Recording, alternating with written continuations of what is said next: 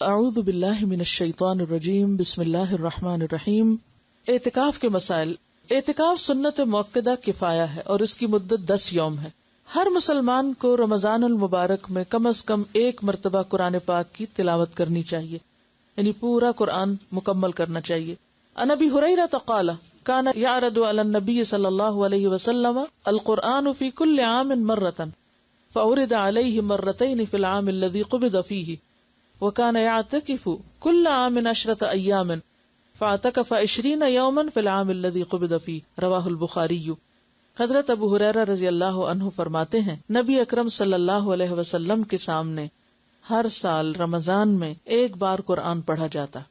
جس سال آپ نے وفات پائی، آپ صلی اللہ علیہ وسلم کے سامنے 2 بار قرآن مجید ختم کیا گیا، یعنی جبریل علیہ السلام نے آپ کو سنایا تاکہ آپ اپنا پورا ترتیب کے ساتھ درست طور پر محفوظ کر لیں۔ اسی طرح ہر سال آپ 10 دن کا اعتکاف فرماتے، لیکن جس سال آپ نے وفات پائی اس سال 20 یوم کا اعتکاف فرمایا۔ اسے بخاری نے روایت، یعنی آخری جو سال تھا آپ کی زندگی کا، اس میں اعتکاف بھی 20 دن کا اور قرآن بھی 2 بار۔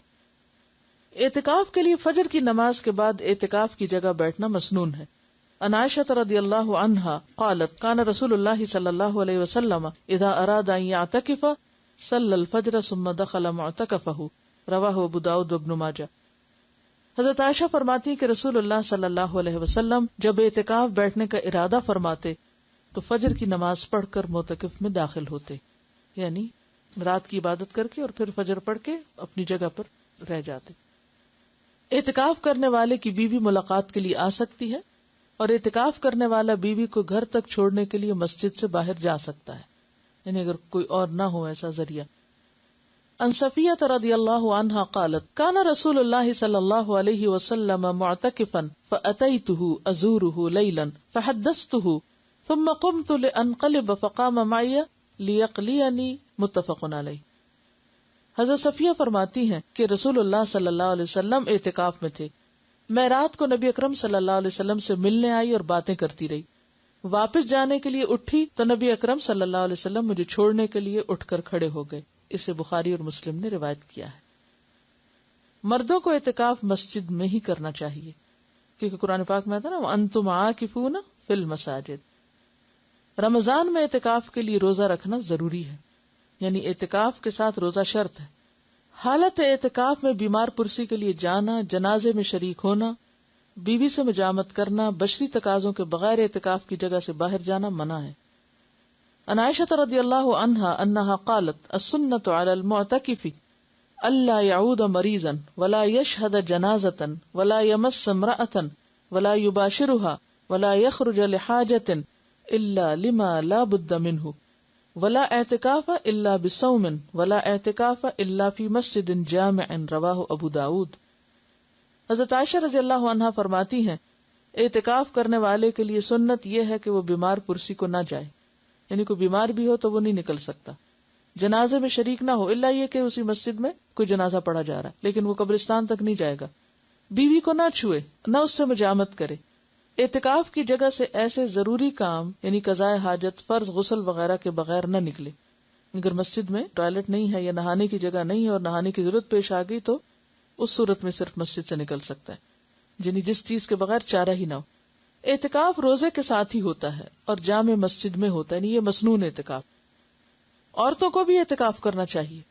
عن عائشہ رضی اللہ عنہا ان النبی صلی اللہ علیہ وسلم کان یعتکف العشر الاواخر من رمضان حتی توفاہ اللہ ثم اعتکف ازواجہ من بعدہ رواہ مسلم۔ حضرت عائشہ رضی اللہ تعالی عنہا سے روایت ہے کہ نبی اکرم صلی اللہ علیہ وسلم رمضان المبارک کا آخری عشرہ 21 سے 30 رمضان تک اعتکاف فرمایا کرتے تھے، یہاں تک کہ آپ نے وفات پائی۔ آپ کے بعد آپ کی ازواج مطہرات نے اعتکاف کیا، اس سے مسلم نے روایت کیا ہے۔ اگر کسی کو اعتکاف کے لیے 10 دن میسر نہ آ سکے تو جتنے دن میسر ہوں اتنے دنوں کا ہی اعتکاف کر لینا چاہیے، حتیٰ کہ 1 رات کا اعتکاف بھی درست ہے، چند گھنٹوں کا بھی کر سکتے ہیں۔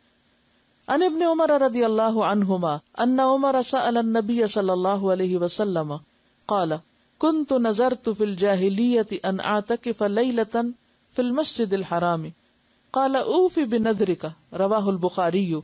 حضرت عبداللہ بن عمر رضی اللہ عنہ سے روایت ہے کہ حضرت عمر رضی اللہ عنہ نے نبی اکرم صلی اللہ علیہ وسلم سے پوچھا، میں نے زمانہ جاہلیت میں مسجد حرام میں ایک رات کا اعتکاف کرنے کی نظر مانی تھی، پوری کروں یا نہ کروں؟ یعنی دور جاہلیت میں ایسا سوچا تھا۔ آپ نے فرمایا اپنی نظر پوری کرو، اسے بخاری نے روایت کیا۔ اب یہاں جو آپ کے ذہن میں سوال آ رہا ہوگا کہ عورتیں کہاں اعتکاف کریں، مسجد میں کریں کہ گھر میں کریں؟ تو بات یہ ہے کہ اعتکاف تو مسجد ہی میں ہے، لیکن اگر کسی مسجد میں یا قریب میں کوئی ایسی جگہ ہے ہی نہیں، یعنی مسجد میں تو عموماً بعض اوقات عورتوں کی نماز پڑھنے کی جگہ نہیں، تو اعتکاف کی جگہ کہاں ہوگی؟ یا یہ کہ جگہ تو ہے لیکن محفوظ نہیں، تو ایسی صورت میں پھر انسان بالکل نیکی سے محروم نہ رہے، گھر میں بیٹھ جائے جہاں اس نے اپنی نماز کی جگہ گھر میں بنائی ہوئی ہے۔ لیکن اصل اعتکاف جو مسنون ہے وہ جامع مسجد میں ہی ہوتا ہے، گھر کی مسجد میں یا اس میں نہیں ہوتا۔